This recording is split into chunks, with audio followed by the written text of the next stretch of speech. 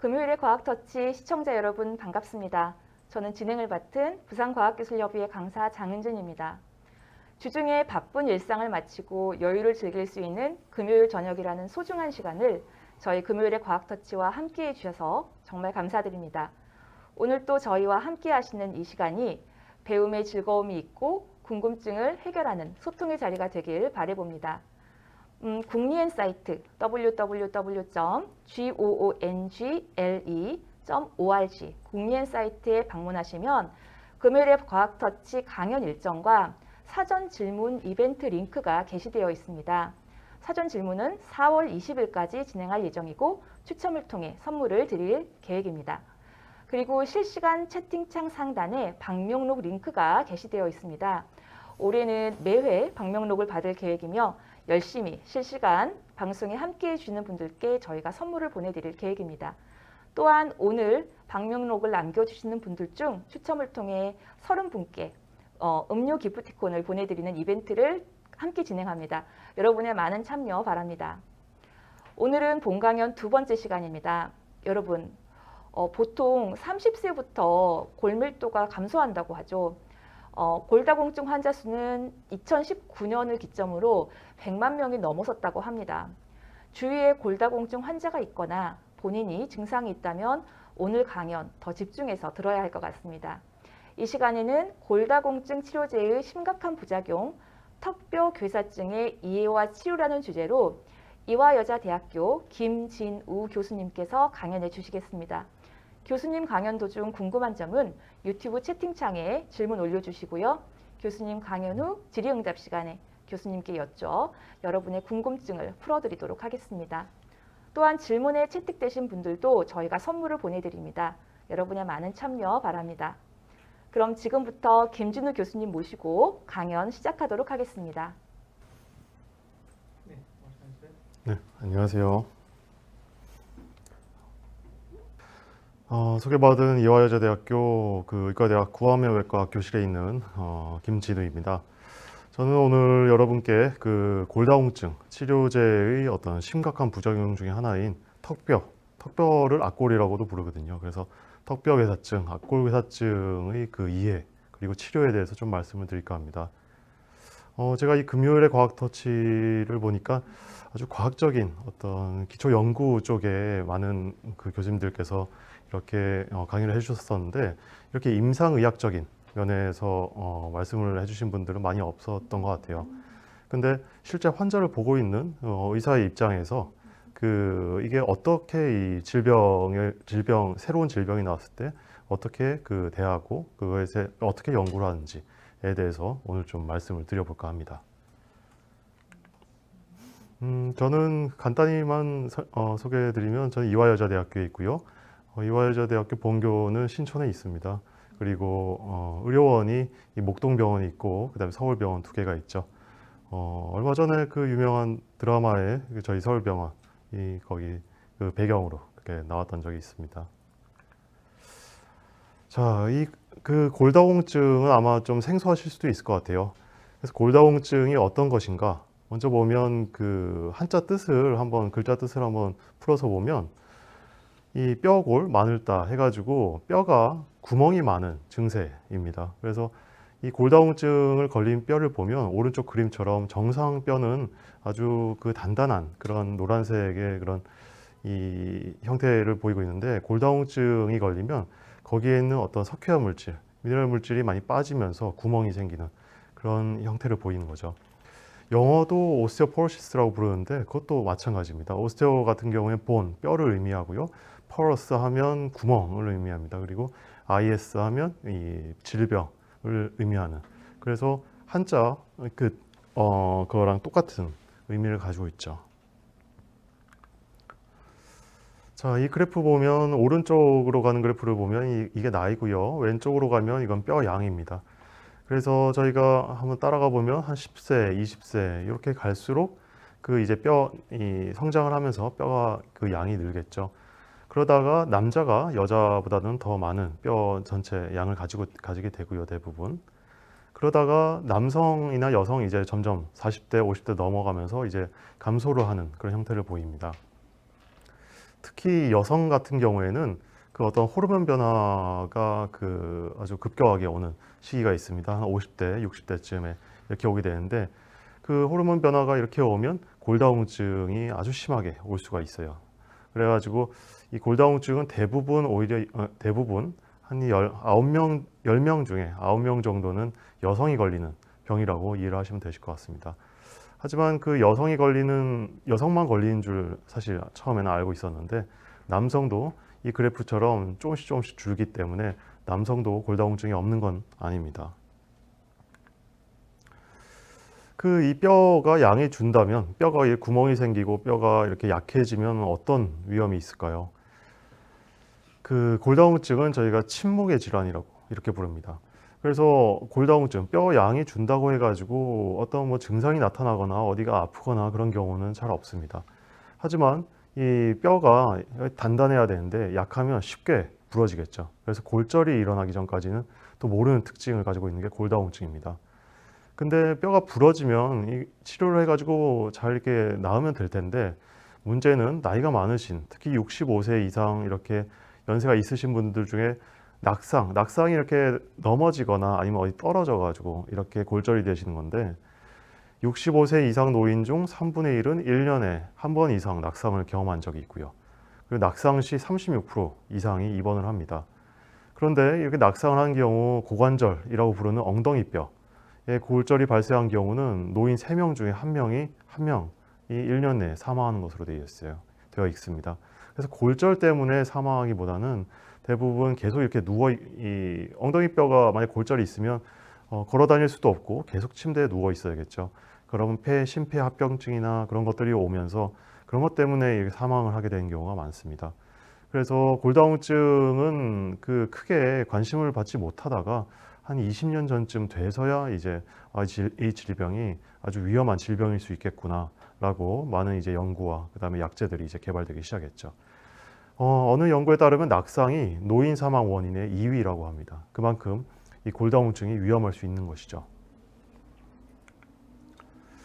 그래서 골다공증 같은 경우에 치료를 어떻게 하냐면 대부분 약제도 있고요. 그다음에 어떤 뭐 생활 습관을 대부분 운동, 뼈에 이렇게 어떤 충격을 줌으로써 뼈가 생성되는 그런 과정이 생기는데 이 뼈 같은 경우에는 이 살아있는 조직이에요. 그래서 오래된 조직 같은 경우에는 흡수되고 그리고 파괴되고요. 그 다음에 또 새롭게 또 뼈를 계속 만드는 골 재형성 과정을 반복을 합니다. 근데 골다공증은 이 뼈의 형성과 흡수의 균형이 깨져서 발생하는 것이거든요.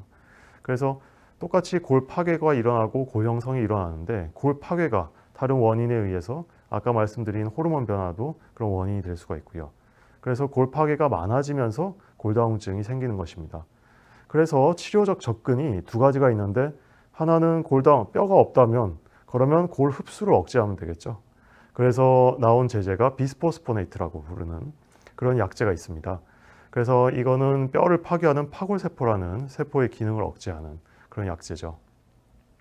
그리고 골 형성 촉진제 같은 경우에는 그 골 파괴는 늘어났지만 골 형성을 늘림으로써 골다공증을 치료하는 접근입니다.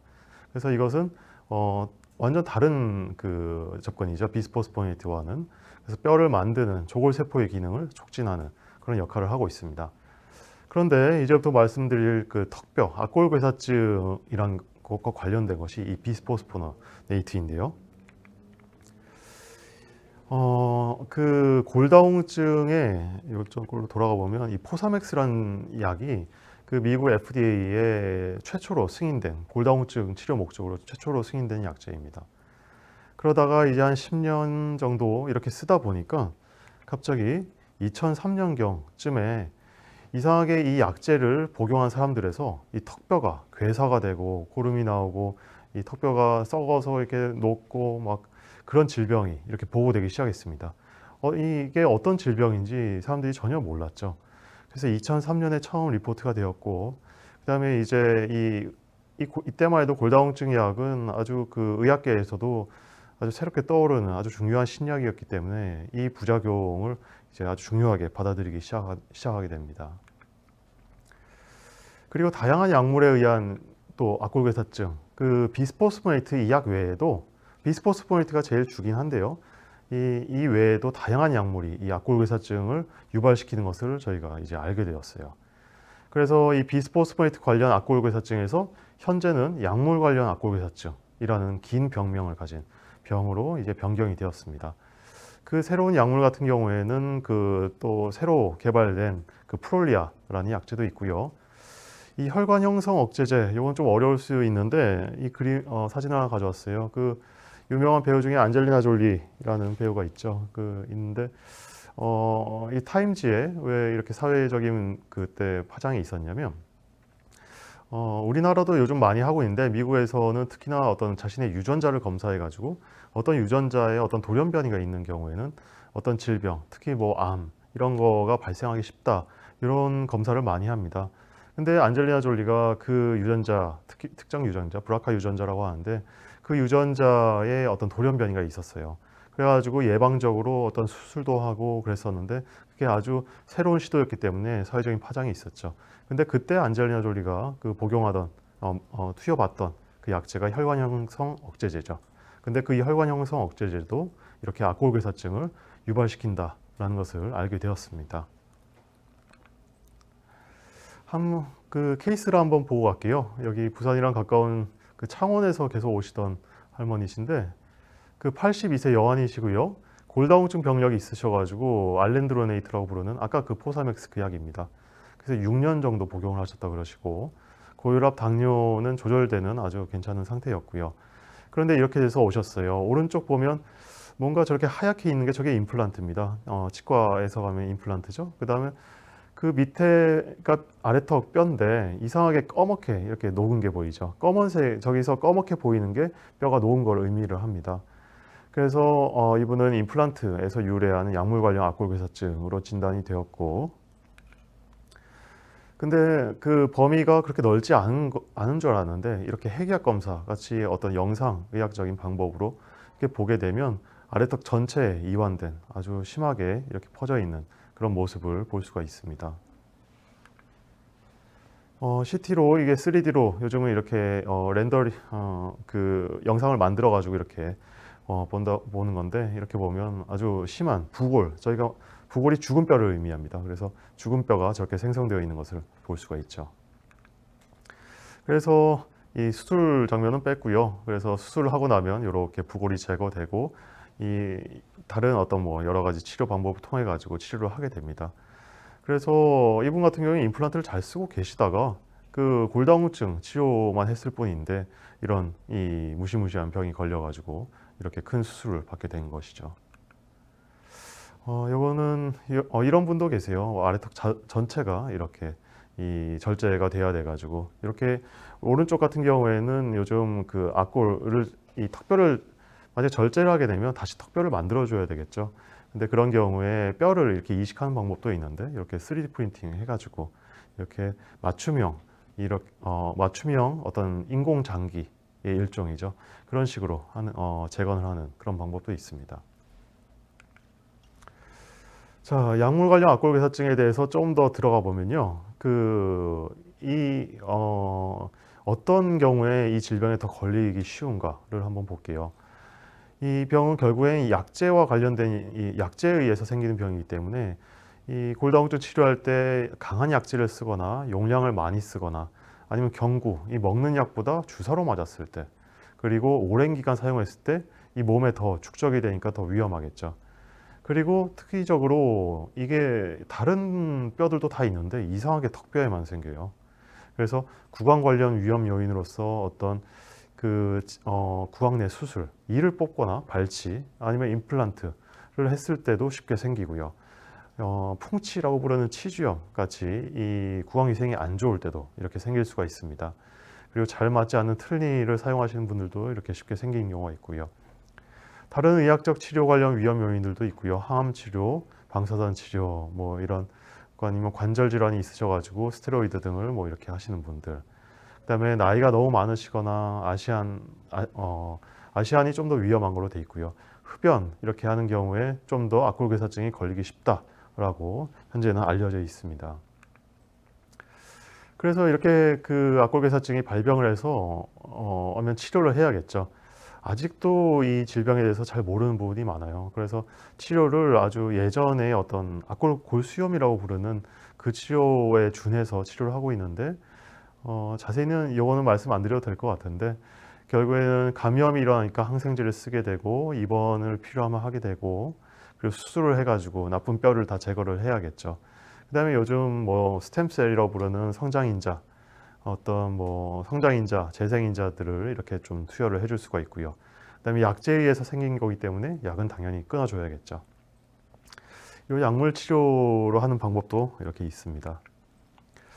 근데 제가 오늘 말씀드리고 싶은 것은 이 턱뼈 악골괴사증이 어떤 것인가를 말씀드리기보다는 이제 어떤 과학, 이 의학도 과학의 일종이죠. 그런 의학도 이 어떤 대증적인 요법에 의해 가지고 민간요법이라고 그러죠. 그런 어떤 어프로치를 통한 치료는 사실 우리가 대부분 이 병원에 가서 받는 어떤 서양의학이라고 부르는 그런 의학과의 어프로치는 좀 다릅니다. 그래서 저는 새로운 질병이 생겼을 때 사람들이 어떻게 이 질병에 대해서 접근을 하고 어떻게 어떤 궁금점을 가지고 어떻게 해결해 나가는지를 오늘 좀 더 말씀을 드릴까 해요. 새로운 질병, 이 질병이 이제 한 20년 정도밖에 안 된 새로운 질병입니다. 그래서 이런 질병이 있으면 이 질병을 어떻게 진단할 것인가를 사람들이 제일 먼저 궁금하게 되고요. 그다음에 이 병이 왜 생기는가, 이 병리 생태라고 부르는 왜 생기는가 원인을 찾게 되고 그리고 이 질병은 어떻게 치료하는가 그리고 그걸 따라서 예방하는가를 연구하게 되죠.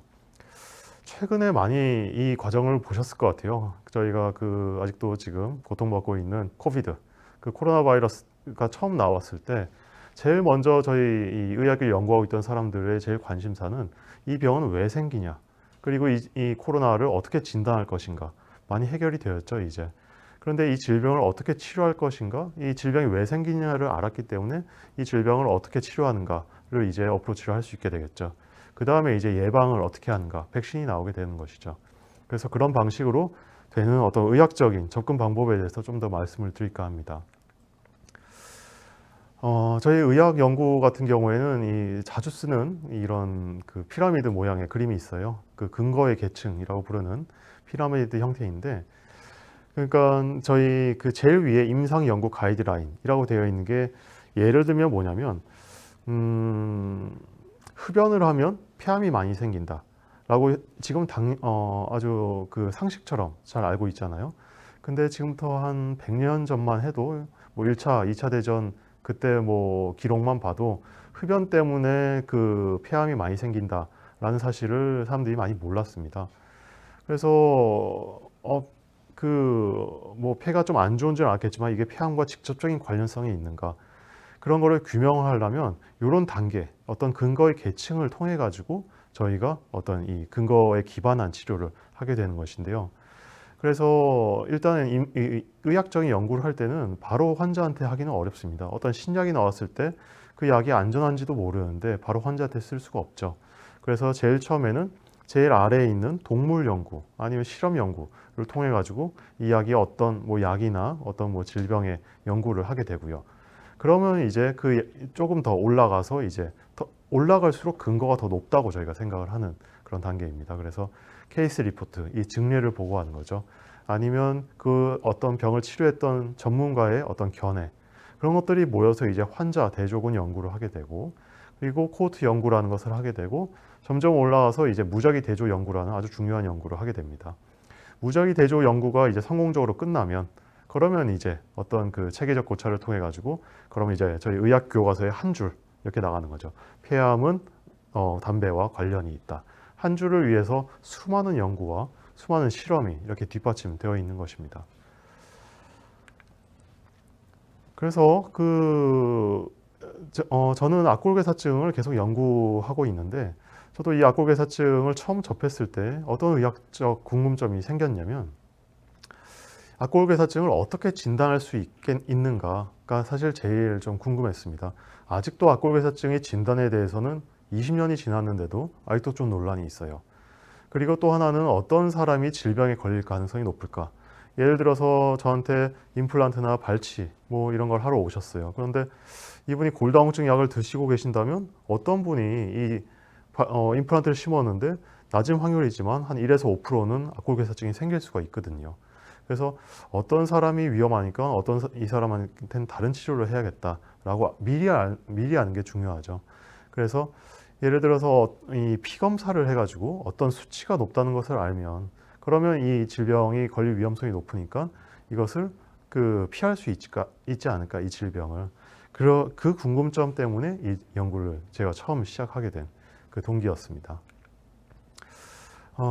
논문 하나 가져와 봤어요. 아주 중요했던 논문인데 이렇게 생기셨어요. 이 로버트 막스라는 아주 유명한 구강염려 외과 의사입니다. 미국의 마이애미 대학에 계신 분인데 이분이 영어로 되어 있긴 한데 한번 보시면 세럼 CTX라는 레벨이 있습니다. 그러니까 피를 뽑았는데 CTX라는 것이 그 수치로 나오거든요. 근데 그 수치가 이 피 검사를 했을 때 100 이하 정도, 100 피코그램 per 밀리미터 그 이하로 나온 사람은 악골괴사증이 아주 위험하다라는 이런 논문을 낸 적이 있어요. 근데 그때 사람들이 아주 열광을 했죠. 이 질병에 대해서 아무것도 모르고 있었거든요. 2007년만 해도. 근데 이런 이 논문이 나오니까 그래서 사람들이 다 이제 CTX만 이제 검사를 하기 시작합니다. 근데 여기서 이 논문을 자세히 들여다보면 요 하이어라키, 그러니까 근거의 이 피라미드에서 가장 밑에서 위에 전문가 견해 정도의 이 근거의 수준밖에 안 되는 연구였어요. 그래서 지금 돌이켜보면 어떤 구강염려과 저희 악골괴사증을 치료하는 사람들의 입장에서 정말 이 연구에 왜 이렇게 했을까? 왜냐하면 아직도 저한테 이 사람 CTX 검사를 좀 해주십시오 하고 보내시는 분들이 있는데 이 잘못된 전문가 견해 때문에 저희가 이렇게 많은 혼란을 겪고 있는 것이죠. 그런데 그때까지만 이 새로운 질병이었기 때문에 만약에 이게 이 바이오마커라고 부르는 세럼 CTX 피를 뽑았는데 이게 어떤 바이오마커, 이 질병의 바이오마커가 된다는 것을 알면 이 질병의 원인을 바로 알 수 있는 것이고요. 그 다음에 이 바이오마커를 통해서 이 질병이 왜 생기는지 병리 생태도 알 수 있는 것이고 이 질병을 탐지도 할 수 있고 진단도 할 수 있고요. 그 다음에 이 질병의 위험 예측, 그 다음에 예후도 잘 나을 것인지 예측도 할 수 있었기 때문에 이 바이오마커에 그렇게 열광을 했던 것입니다. 이 바이오마커가 어렵게 들리실지 모르겠지만 예시가 빈혈이에요. 빈혈을 한번 예로 들면 빈혈을 저희가 진단할 때 RBC 적혈구 수치를 보지 않습니까? 그래서 적혈구 수치가 낮으면 빈혈이라고 진단을 하죠. 그때 빈혈을 진단하기 쓰이는 바이오마커가 바로 적혈구인 겁니다. 그래서 악골괴사증의 바이오마커로 처음 제시됐던 게 세럼 CTX였던 것이죠. 근데 이제 한 10년 정도 지나서 많은 임상 연구가 진행됐어요. 이 오른쪽 아래는 제가 저희 병원 환자분들을 대상으로 했던 연구인데 그 연구들이 모여서 이제 연구들을 다 합쳐가지고 결과를 내게 됩니다. 근데 그 결과는 정상군과 악골괴사증군 간에 이 세럼 CTX라고 부르는 어떤 유망한 바이오마커일 줄 알았던 그것이 차이가 없었다. 그러니까 바이오마커로 쓰일 수 없다는 것을 알게 된 것이죠. 그래서 저는 이 바이오마커에 대해서 계속 연구를 하고 싶었어요. 그래서 제일 처음 먼저 해본 거에 사람에서 이렇게 하는 거는 아주 제한적인 부분이 많습니다. 왜냐하면 이 악골괴사증이 저희 감기처럼 지나가다 만날 수 있는 아주 흔한 병도 아니고 한 기관에 한 달에 한 10명 이렇게 오면 아주 많이 오는 거거든요. 그래서 그 환자들을 어떤 통계적인 유의성을 얻기 위해서 하려면 몇십 명, 수백 명까지 환자가 필요한데 그렇게 할 수는 없기 때문에 당장 일단 동물 모델에서 한번 해보기로 했어요. 그래서 여기 했던 게 이 쥐 실험 모델이죠. 그래서 쥐에다가 이 약제를 한번 줘보고 주기적으로 이렇게 화살표가 주기적으로 약을 줬다는 뜻이고 그 다음에 사람같이 그 형태를 어떤 수술로서 발치를 한번 해보고 그 다음에 한 8주 정도 있다가 이제 이 악골괴사증이 생겼는지 안 생겼는지 하는 동물 모델을 먼저 만드는 작업을 시작을 합니다. 그리고 주기적으로 어떤 동물 이 모델에서 이 피검사 아니면 소변 검사를 통해 가지고 이 생체 표지자 바이오마커를 찾기 위한 이 검체 채취를 이렇게 하게 되는 것이죠. 그래서 너무 자세히 들어가면 이건 어려울 수 있을 것 같아서 그 어떤 여러 그 캔디데이트 바이오마커 중에서 TREP5B라고 부르는 그 마커가, 요거는 아까 잠깐 말씀드렸지만 뼈를 흡수하는 파골세포와 관련된 어떤 바이오마커 중에 하나입니다. 그래서 그 TREP5B라고 부르는 마커가 아주 통계적으로 유의하게, 통계적인 유의성이 있어야 저희가 인정을 할 수 있거든요. 그래서 통계적인 유의성이 있게 이 마커가 낮은 경우에 악골괴사증이 잘 생긴다라는 것이 발견이 되었습니다. 그래서 이때는 이제 의학을 공부하게 되면 이런 어떤 요거를 가설을 증명하기 위한 여러 이 방법들을 거쳐야죠. 그래서 이 바이오마커가 얼마나 이 정확한 것인가 이렇게 그 검사하는 이런 방법들이고요. 그래서 이렇게 동물에서 만들어진 거를 이제 사람한테 한번 써봐야겠죠. 사람한테 뭐 약제를 쓰는 건 아니고 사람의 피를 뽑아가지고 한번 검사를 한번 해보는 겁니다. 쥐에서 피를 뽑은 거에서 어떤 유의성을 얻었으니까 사람한테서 한번 그 똑같은 걸 해보는 것이죠. 사람한테 하는 연구는 동물에서 하는 연구보다 훨씬 더 까다로운 그 실험입니다. 그 요즘은 IRB라고 불러가지고 어떤 모든 임상 시험은 연구윤리위원회의 심의를 거쳐야 돼요. 그래서 이게 의학적인 발전을 얻는 그런 이 연구를 통해 가지고 이익과 그 다음에 이 인체의 실험이니까요. 인체에 가해지는 어떤 위해를 비교했을 때 이익과 위해 중에 어떤 게 더 높은가? 위해가 아무리 이익이 크더라도 이 사람한테 위해가 있다면 그 연구는 할 수 없다. 이렇게 판단을 내리는 것이 연구윤리위원회죠. 그런 것들을 통해 가지고 이 임상 연구가 승인이 되고 이 연구를 시작을 하게 됩니다. 그래서 얼마 전에 결과가 다 나왔었고요.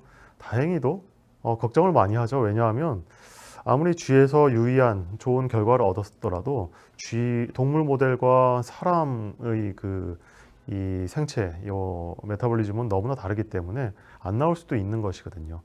근데 다행히도 어떤 혈청, 이 피 검사를 해가지고 TREP5B라는 저것을 검사를 해봤더니 이 악골괴사증 그룹에서 이 정상 그룹에 비해 가지고 훨씬 더 저 수치가 낮게 나와 가지고 유의성을 얻는 그런 연구 결과를 얻었었습니다.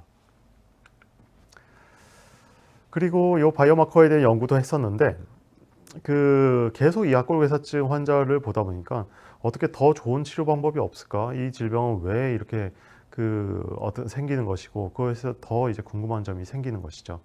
그래서 더 이제 연구를 진행하려고 하는데 한계가 보여요. 왜냐하면 제일 그 큰 한계는 이 아무리 제가 열심히 환자분을 올 때마다 모은다 해도 아주 부족한 환자가 부족합니다. 이 연구를 하기 위해서. 특히 요 악골괴사증에 대한 전체 이 어떤 데이터베이스를 다 뒤져봐도 전 세계적으로도 대부분 아주 소규모 단위의 임상 연구가 주를 이루고 있는 실정이죠. 그래서 저는 생각을 했던 게 그럼 이 연구를 더 제대로 하려면 어떤 역학 아니면 임상적인 특성에 대한 어떤 포괄적이고 올바른 파악을 위해서 전국 단위로 환자 현황 파악을 위한 어떤 저희가 코호트라고 부르는 그런 시스템을 한번 만들어 보자 라는 생각을 하게 되었어요. 그래가지고 해결 방안으로 한국인 약물 관련 악골괴사증의 이 역학 임상적 특성 유전학 연구를 위한 전국 단위 코호트 구축을 시작하게 되었죠.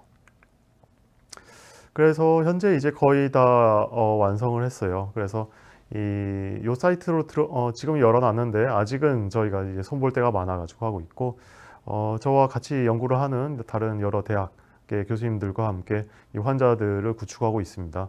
이렇게 구축하게 되면 혼자 기관에서 저 혼자 제가 보는 환자들을 연구하는 것보다 훨씬 더 정확한 데이터, 훨씬 더 많은 임상적인 유의성을 얻을 수 있겠죠.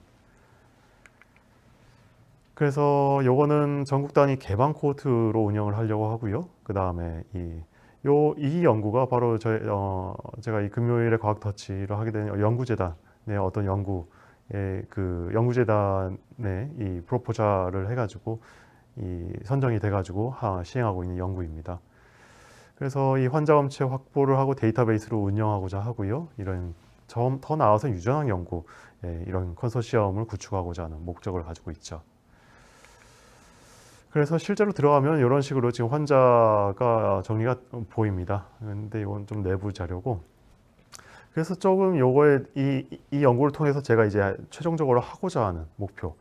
그러니까 생각해 보시면 저는 환자분이 임상의사거든요. 지금까지 금요일에 과학터치를 보는, 과학터치 나온 그 교수님들께서는 사실 저보다는 오히려 환자를 보는 쪽보다는 실험실에서 아주 굉장한 연구를 하시는 그런 교수님들을 많이 보셨을 거예요. 근데 저는 환자의 입장이 임상의사의 면에서 이 어떤 기초학적인 부분에 다시 접근을 하는 중개 연구라고 부릅니다. 그런 거를. 중개 연구를 하고 있는 임상의학자는 어떻게 생각을 하고 어떻게 접근을 하는가에 대해서 말씀을 좀 지금까지 드렸고요. 그래서 이 악골괴사증의 코호트를 구축하고 그 다음에 이 역학, 임상적 특성, 유전학 연구를 위한 컨소시엄을 구성하고 그래서 아까 말씀드렸던 바이오마커 평가나 유효성 검증을 위한 다기관 임상시험을 계속 진행하고 있고요. 그리고 요즘 아주 좋은 연구 방법론들이 많이 나오죠. 특히 유전체 연구, 그 차세대 시퀀싱이라고 부르는 그 시퀀싱 방법이 많은 것을 해결해주고 있습니다. 그래서 유전체 연구를 위한 연구도 같이 진행하고 있고요. 그래서 최종적으로는 이 약물 관련 악골괴사증의 발병 메커니즘을 완전히 규명하고자 하고 치료법과 예방법을 개발하는 데 최종 목표가 있습니다. 이 질병이 전 세계적으로 아주 지금 아주 이 심각한 질병이고 그런데도 우리나라가 가장 선도적인 그런 연구를 하고 있는 그런 주제 중에 하나입니다. 그래서 지속적으로 이 연구를 저는 시행해 나가고자 이렇게 하고 있고요. 그리고 제가 어떤 의학적인 부분에서는 다 말씀을 드린 것 같고, 가능하면 이 진로나 미래 전망에 대해서 조금 말씀해 주시면 좋겠다고 하셔가지고, 한번 제가 요 일을 하게 되기 위한 과정에 대해서 이렇게 좀 말씀을 드릴까 해요. 그래서 지금 들으시는 분들은 뭐 초등학생분들 아니면 중학생, 고등학생분들이 계실 텐데 우선은 치과 의사가 돼야죠. 아니면 의사가 되셔도 좋고요. 그래서 치과 의사가 되기 위해서는 이건 제가 걸어온 길을 위주로 말씀드릴게요. 그래서 중학교, 고등학교를 거쳐서 치과대학에 먼저 들어가야 됩니다. 그래서 치과대학은 6년의 과정이고요. 그리고 치전원이라고 부르는 치의학 전문대학원 제도가 있어요.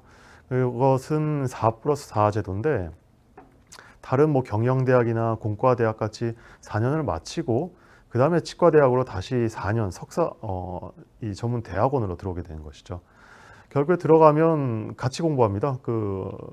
치과대학 출신이랑 그다음 치전원 출신 같이 공부를 하게 되고요. 그래서 현재는 치과대학 치전원으로 다 됐었다가 다시 치과대학으로 다시 돌아가고 있는 추세죠. 그래서 수능 보고 그 다음에 바로 치과대학에 갈 수 있는 길이 지금은 좀 더 많은 것으로 알고 있습니다. 그리고 치과대학에 들어오면 예과 2년, 본과 4년 이렇게 하게 되는데 제가 다녔던 대학의 그 커리큘럼 한번 가져와 봤어요. 그래서 치의학적인 건 거의 안 배우고요. 사실 예과 때는 대부분 뭐 교양 과목들 이렇게 뭐 기독교의 이해 같은 과목도 듣고 잘 기억이 안 나는데 이런 과목들을 듣게 됩니다. 그리고 이제 본과에 들어가면 본과가 4년인데 뭐 생리학, 병리학, 미생물학 이제 의학에 대해서 아주 통틀한 치의학에 대해 통틀어 이제 배우게 되죠. 근데 제가 좀 떠올려 보면 제가 이 대학 때 의과대학, 치과대학 비슷합니다. 통틀어 가지고 제가 고등학교 때보다 훨씬 많이 공부를 하지 않았나. 그 정도로 이 본과 이 과정은 정말 혹독하고 정말 쉽지 않은 과정입니다.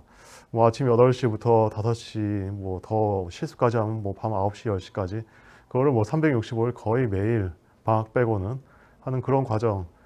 그래서 자료를 좀 찾아보다가 예전 사진이 하나 있어가지고 가져왔는데 본과 1학년 때 저희가 뭐 다 큰 대학생들도 다 이렇게 교실에서 자요. 그래서 저렇게 좀 쉽지 않은 과정이다 라는 것을 아시고 각오를 하고 이렇게 들어오셨으면 좋겠고, 그리고 치과 대학에 나오면 이제 치과 의사가 됩니다. 치과 대학을 열심히 다녔으면 국시는 크게 어렵지 않게 붙을 수 있을 거예요. 80~90%는 거의 붙습니다. 그럼 치과 의사가 되면 한 퍼센트는 모르겠는데 한 반 정도는 바로 개업이나 아니면 봉직이라는 건 어떤 개업은 내가 내 병원을 차리는 것이고요.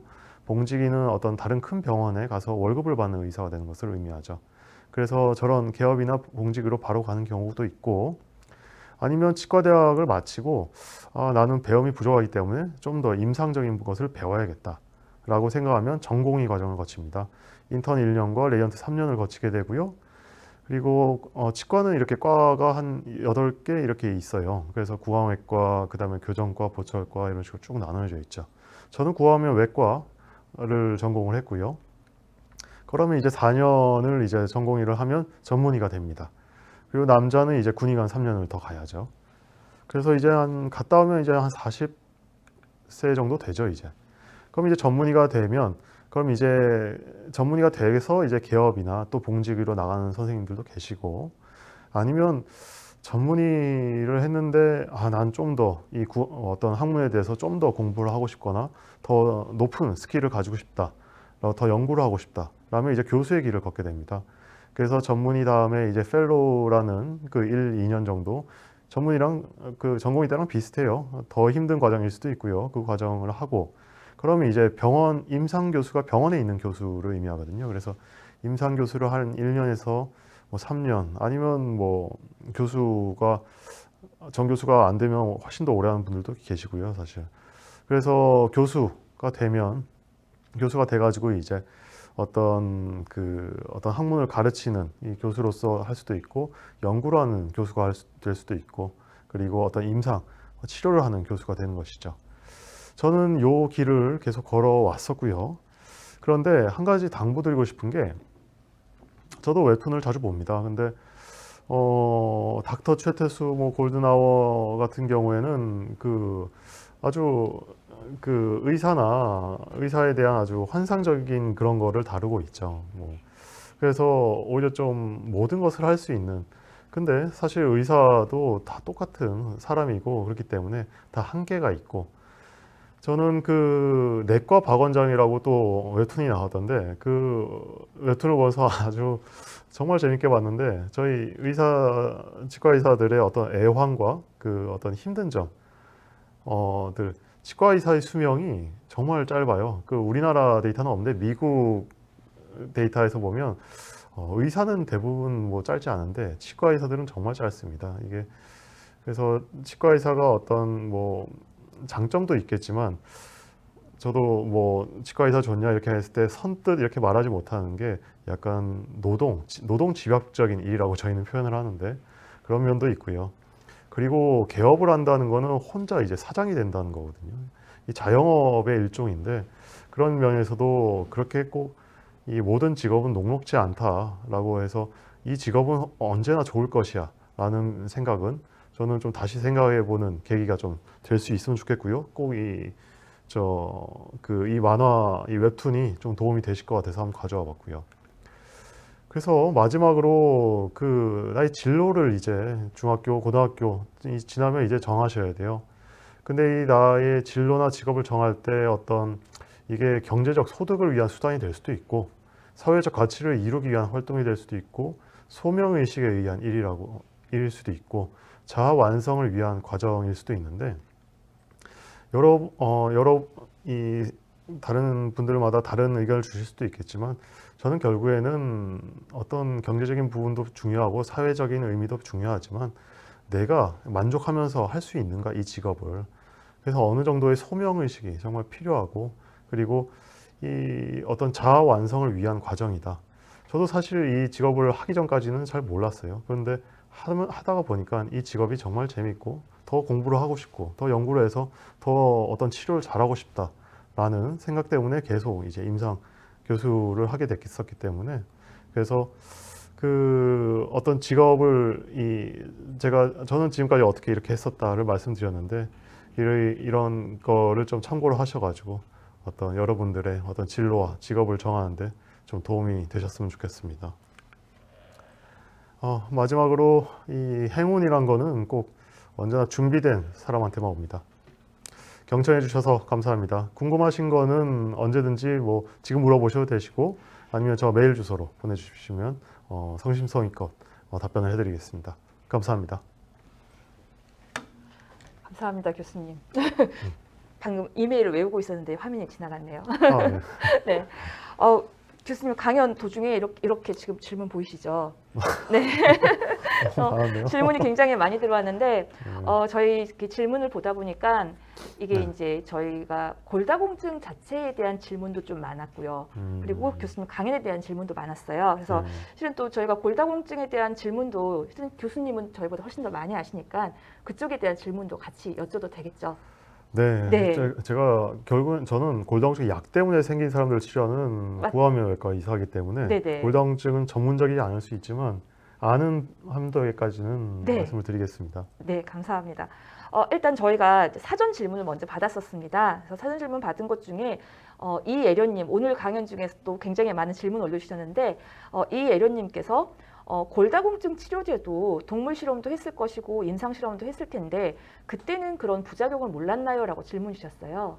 아, 이 질병 아무리 동물 실험을 하더라도 이 잘 보이지 않는 이 질병 경우가 많습니다. 그래서 동물 실험을 통해 가지고 기존의 실험실 연구를 통해 가지고 약제를 만들게 되죠. 제약회사나 뭐 어떤 실험실 연구를 통해 만들게 되면 바로 사람한테 쓰지 않고 동물 실험을 하게 되는데 그렇게 해서 승인이 되기까지 한 10년, 20년의 시간이 걸려요.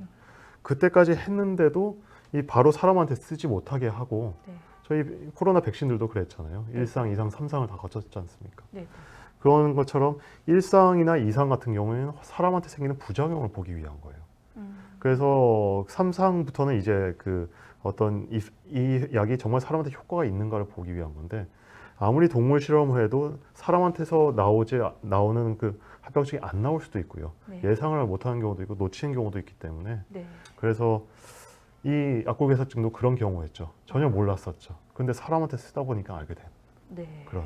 그런 경우가 많습니다. 아, 그렇군요. 네, 이번에도 사전 질문 주셨던 분인데 실은 오늘 강연에도 같은 질문이 여러 번 나왔어요. 조선옥님께서 질문 주셨고 최힐링 여행님도 주셨었고 아나토미스님도 같은 질문 주셨는데 이 골다공증 치료제의 부작용이 유독 턱뼈 쪽에 이렇게 나타나는 이유가 특별히 있는지요라고 질문 주셨습니다. 아, 이것도 연구 중인 분야 중에 하나입니다. 근데 이 같은 경우에 턱뼈라는 게 아주 특별한 해부학적인 구조를 좀 가지고 있는 것에서 저희가 이유를 찾고 있는데요.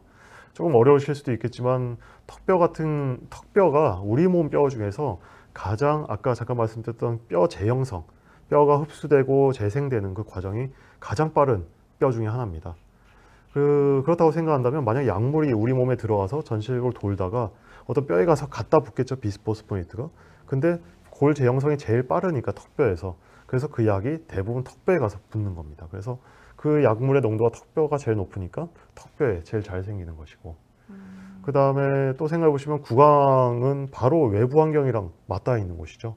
네. 그래서 뭐 입안에 있는 세균도 많을 것이고, 저희가 뭐 음식을 먹다가 세균도 들어올 것이고, 그런 것에 대한 어떤 첫 번째 천병 역할을 하고 있는 기관 중에 하나인데, 그래서 그런 감염성 원인, 저희 이가 썩는 거나 치주염도 다 감염성 질환의 일종이거든요. 그래서 그런 것들 때문에 잘 생기는 곳이기 때문에 이 어떤 악골괴사증이 턱뼈에만 생긴다라고 현재는 생각하고 있습니다. 턱뼈에서 더 심해지면은 다른 쪽으로 생길 수도 있는 건가요? 비슷한 질병이 네. 턱뼈 괴사증과 에티피컬 피모랄 프랙처 한글로 대퇴골인가요? 네, 대퇴골. 네. 대퇴골에 골절이 생긴 경우가 있습니다. 아, 근데 이게 아주 이상한 게 골절을 막으려고 골다공증 약을 썼는데 네. 이상하게 골절이 더 생기는 경우가 있어요. 여기에. 근데 그것도 원인이 요거랑 같다고 봅니다. 오, 이거는 조금 어려우신 내용일 수도 있어요. 네네네. 골 재형성이 너무 억제됐기 때문에, 약 때문에. 아, 그래서 어떤 마이크로 크랙이라고 부르는 마이크로 데미지가 네. 뼈에 축적이 돼서 골절이 잘 된다라고 이해를 하고 있습니다. 아. 근데 같은 병이라고 보고 있어요. 병리적으로. 턱뼈에서는 염증으로 생기고 여기 다리에서는 이 골절로 이렇게 나타난 것이죠. 증상이. 재밌기도 하고 어렵기도 하고 무섭기도 합니다. 네. 이번에 왕눈이님께서 질문 주셨습니다. 골 흡수 억제제와 골 형성 촉진제를 사용할 때 어느 것을 써야 하는지는 환자마다 다를 텐데 음. 그것을 판별하는 요인은 무엇인지요? 라고 질문 주셨습니다. 그거는 정말 많은 것을 고려할 수밖에 없습니다. 그것은 실제로 약을 쓰는 내분비내과나 가정의학과나 아니면 정형외과 선생님들이랑 상의해 보신 게 사실 제일 좋은데, 그 비스포스포네이트나 데노스마브이라고 부르는 그 골 흡수 억제제가 가장 먼저 개발이 됐었어요, 지금까지. 그래가지고 그 약제가 제일 많이 써왔는데, 점점 더 사람들이 그 이제 요즘도 골다공증 약제는 활발히 연구 중인데, 점점 이 더 가는 쪽이 골 형성을 촉진을 해보자 라는 쪽으로 가고 있습니다. 그래서 틀린 말일 수도 있겠지만 골 형성 촉진제가 조금 더 좋은 제제가 아니겠느냐라는 것도 있는데, 꼭 그런 건 아닙니다. 왜냐하면 골 형성 촉진제만의 또 부작용이 또 따로 있거든요. 그때 또 해결 못하는 부분도 있고요. 아까 골 형성 촉진을 하는 약제를 잠깐 말씀드렸죠. 근데 그건 또 호르몬 제제예요. 호르몬을 근데 이걸 내가 매일 맞아야 돼요, 주사제로. 그건 이 비스포스포네이트 골흡수 억제제는 뭐 3개월에 한 번, 6개월에 한 번 주사 한 번 맞고 오면 되거든요. 근데 골형성 촉진제는 내가 매일 맞거나 아니면 한 주에 한 번 병원 가서 주사를 맞아야 돼요. 그건 쉬운 일이 아니거든요. 그리고 또 뭐 최근에 로모스주맙이라는 약도 개발이 됐는데, 그거는 골 형성은 촉진하고 골 흡수는 억제하고, 그게 저희가 원하는 골다공증 치료제인 거죠. 그래서 그런 쪽으로 개발이 되고 있는데, 뭐가 더 좋다기보다는 점점 치료제가 더 좋은 쪽이라고 생각하는 골 형성 촉진으로 가고 있다인 거고, 아직은 골 흡수 억제제인 비스포스포네이트가 우리나라 보험 체계에서 가장 먼저 쓰도록 되어 있습니다. 보험 체계에서. 네. 네. 의사라면 보험 체계를 벗어날 수가 없죠. 알겠습니다. 네. 그러면 저희가 어떻게 보면 가장 기본적인 질문이 될 수 있는데, 네. 최힐링 여행 TV님께서 질문 주셨습니다. 일단 골다공증을 예방하기 위한 저희가 생활 음식이든 네. 운동이든 어떠한 방법이 있을까요? 이거는 정말 제가 잘 모르지 않겠습니까? 근데 제가 골다공증 학회나 골대사학회를 가면서 들은 것까지만 말씀드릴게요. 제일 중요한 건 생활 습관이고, 결국에는 뼈는 어떻게 생기냐면 우리 몸에서도 신호를 보내겠지만, 제일 중요한 거는 어떤 기계적인 자극입니다.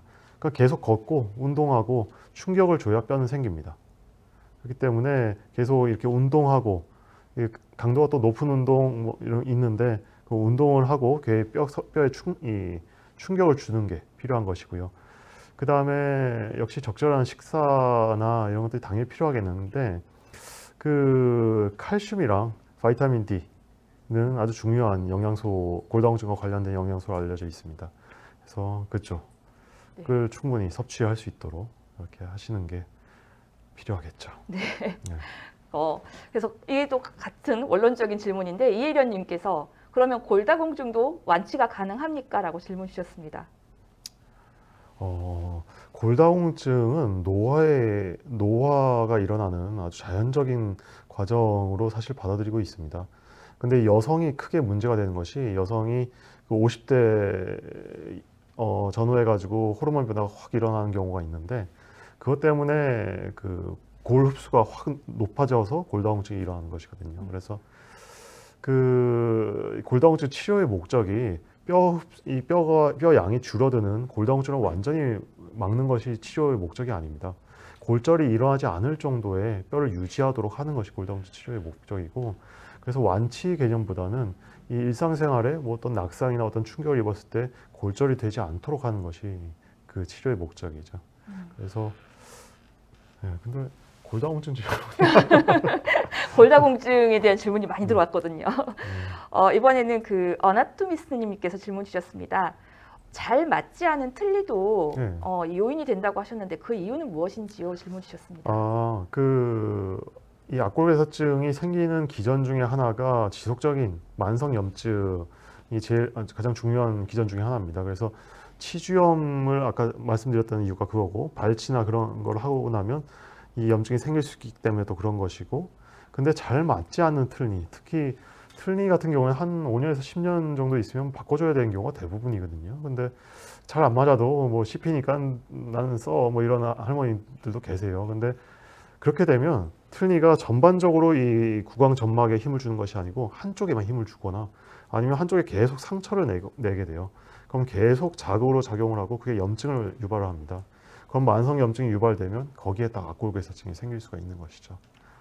그래서 염증 유발 요인으로 틀니를 좀 조심해야 됩니다. 네, 염증 유발 요인. 네, 틀니. 알겠습니다. 또 아나토미스님께서 다른 질문 주셨는데요. 그 혈액 내에 아까 말씀하셨던 그 CTX 양 이런 것은 어떤 거하고 보통 연관이 있어서 저희가 네. 이것도 내용을 넣었다가 너무 어려울 것 같아서 뺐어요. 네. 넣을 걸 그랬네요. 저희가 뼈는 대부분 콜라겐으로 만들어져 있어요. 특히 타입 1 콜라겐이 제일 많습니다. 근데 타입 1 콜라겐이 분해가 될 때 여러 가지 가닥으로 꼬여 있다가 풀리는 과정이 있고요. 그게 풀리면 그러면 그 밑에서 이제 분해되는 이 더 여러 가지 트로포콜라겐으로 분해된 과정이 있는데 그 분해될 때 C 터미널이랑 N 터미널이라고 부르는 끝단이 있습니다. 그 끝단을 잘라주는 효소가 있는데 그 효소가 뼈를 분해한다고 그걸 자르게 되면 그러면 이제 분해되는 그 끝단 중에 하나가 CTX가 있고 NTX가 있는 겁니다.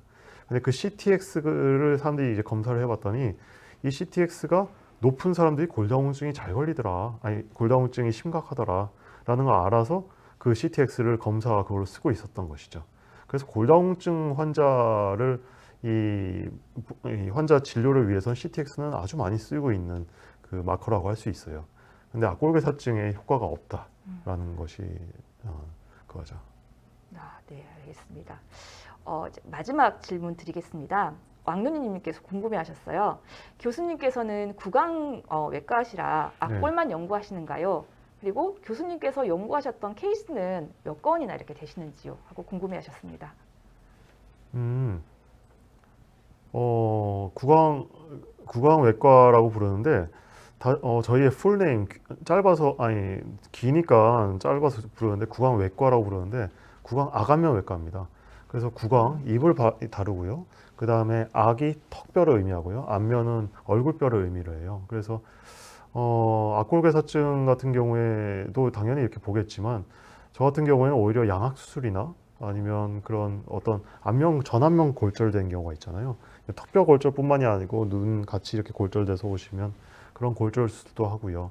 안면부에 생기는 암 수술이나 그런 건 다 같이 합니다. 그래서 오히려 치과 대학을 졸업했지만 치과 쪽이랑 오히려 멀어지는 그런 일을 하고 있는 지금 하는 의사들이 구강 암면 외과 의사고 그리고 두 번째 질문이 그 악골괴사증 환자 같은 경우에는 우리 병원 같은 경우에는 아예 전문 센터를 가지고 운영을 하고 있어요. 그래서 악골괴사증 환자분들이 거의 뭐 단위기간으로는 정말 제일 많지 않나라고 생각을 하는데 한 500명 그 정도 이렇게 데이터들이 모여 있습니다. 그리고 더 모으기 위해서 그 코호트를 지금 구축하려는 그런 목적을 가지고 있는 것이고요.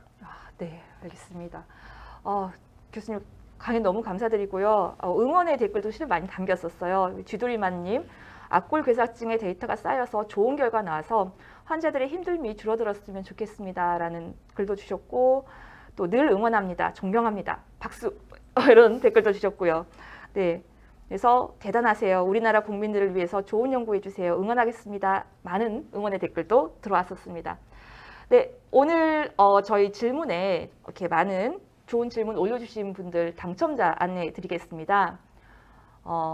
이애련님, 조선옥님, 왕눈이님, 최힐링여행TV님, 어나토미스트님께서는 하단에 안내되는 이메일로 연락처 보내주시면 저희가 기프티콘 보내드리도록 하겠습니다. 그리고 이제 저희는 여기서 끝 인사 드리겠습니다. 오늘 유익한 강연 해주신 김진우 교수님께 정말 감사드리고요. 또 서울에서 이렇게 내려와 주셨는데 너무 감사드리고요. 지금까지 시청해주신 유튜브 시청자 여러분께도 진심으로 감사드립니다. 3회차 강연은 다음 주죠. 4월 15일 다음 주 금요일 6시 30분에 다시 찾아뵙도록 하겠습니다. 시청해주셔서 감사합니다. 안녕히 계십시오.